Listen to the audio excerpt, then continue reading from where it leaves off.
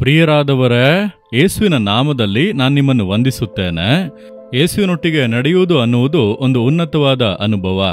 ಭೂಮಿ ಆಕಾಶಗಳನ್ನುಂಟು ಮಾಡಿದಂಥ ದೇವರೊಂದಿಗೆ ನಡೆಯುವುದು. ಇಬ್ಬರು ನಡೆಯುವಾಗ ನೋಡಿದ್ದೀರಾ, ಮಾತನಾಡಿಕೊಂಡೇ ನಡೆಯುವರು. ಹಾಗೆ ಯೇಸುವಿನೊಟ್ಟಿಗೆ ನಡೆಯುವಾಗ ಆತನೊಟ್ಟಿಗೆ ಮಾತನಾಡಿಕೊಂಡೇ ನಮ್ಮ ಜೀವನ ಪ್ರಯಾಣವನ್ನು ಮುನ್ನಡೆಸುವಂಥದ್ದು.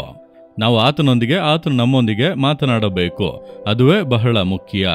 ನೀವಿಂದು ದೇವರೊಂದಿಗೆ ಮಾತನಾಡಿದ್ದೀರಾ? ಆತ ನಿಮ್ಮೊಟ್ಟಿಗೆ ಮಾತನಾಡಿದನು ನೀವು ಕೇಳಿದ್ದೀರಾ?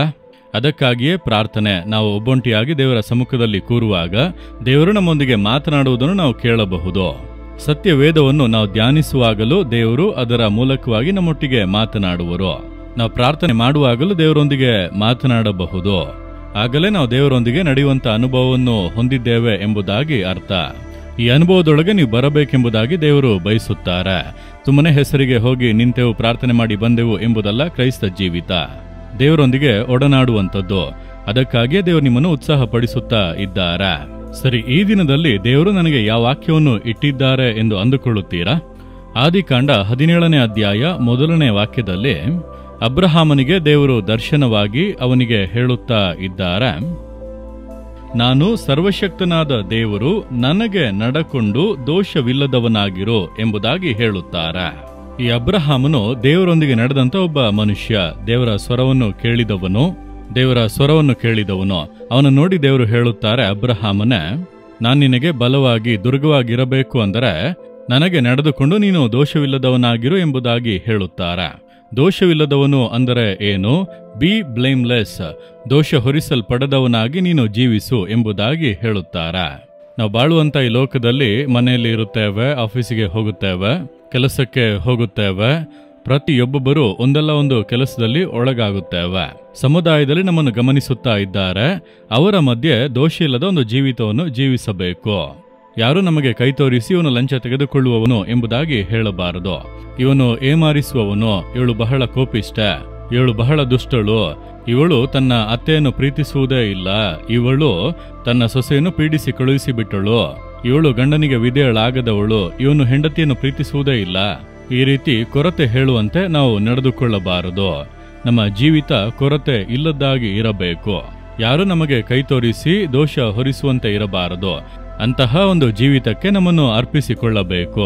ಒಂದೇ ದಿನದಲ್ಲಿ ಅದು ಬರುವುದಿಲ್ಲ. ನಾವು ದೇವರ ಮುಂದೆ ಪ್ರಾರ್ಥಿಸಿ ದೇವರ ಸಮ್ಮುಖದಲ್ಲಿ, ದೇವರ ದೃಷ್ಟಿಯಲ್ಲಿ ನಾವು ದೋಷ ಇಲ್ಲದವರಾಗಿ ಬಾಳಬೇಕು. ನನಗೆ ನಡೆದುಕೊಂಡು ನೀನು ದೋಷ ಇಲ್ಲದವನಾಗಿರು ಎಂಬುದಾಗಿ ದೇವರು ಹೇಳುತ್ತಾರೆ.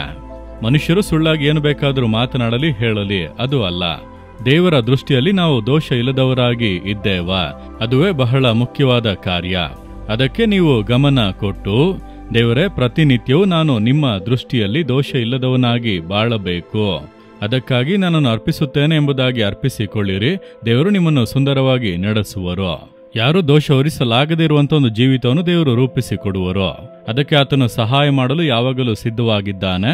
ಇಂದು ಹೇಳುವಿರಾ, ದೇವರೇ, ನಾನು ಕೂಡ ಯಾವಾಗಲೂ ನಿಮ್ಮ ಮುಂದೆ ಉತ್ತಮನಾಗಿ ಇರಬೇಕು, ದೋಷ ಇಲ್ಲದ ಜೀವಿತ ಜೀವಿಸಬೇಕು, ನನ್ನನ್ನು ಒಪ್ಪಿಸುತ್ತೇನೆಂದು ಹೇಳಿರಿ. ಆಗ ದೇವರು ಹೇಳುವರು, ನಾನು ನಿನಗೆ ಬಲವಾಗಿ ಇದ್ದೇನೆ, ನಿನಗೆ ರಕ್ಷಣಾ ದುರ್ಗವಾಗಿದ್ದೇನೆ. ಅಂದರೆ ಏನರ್ಥ?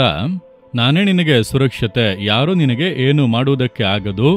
ಈ ಮನುಷ್ಯರು ಅವರ ಬೆದರಿಕೆಗಳನ್ನೆಲ್ಲ ಕಂಡು ನೀನು ಸೋತು ಹೋಗಬೇಡ, ಭಯಪಡಬೇಡ, ನಾನು ನಿನಗೆ ಇದ್ದೇನೆಂದು ದೇವರು ಹೇಳುತ್ತಾರೆ. ಹಾಗಾದರೆ ದೇವರ ಬಳಿ ಹೇಳಬೇಕಾಗಿರುವುದು, ದೇವರೇ, ನಿಮ್ಮ ಮುಂದೆ ನಾನು ಯಾವಾಗಲೂ ಉತ್ತಮನಾಗಿ ಇರಬೇಕು, ಅದಕ್ಕೆ ನನ್ನನ್ನು ಅರ್ಪಿಸಿಕೊಳ್ಳುತ್ತೇನೆ.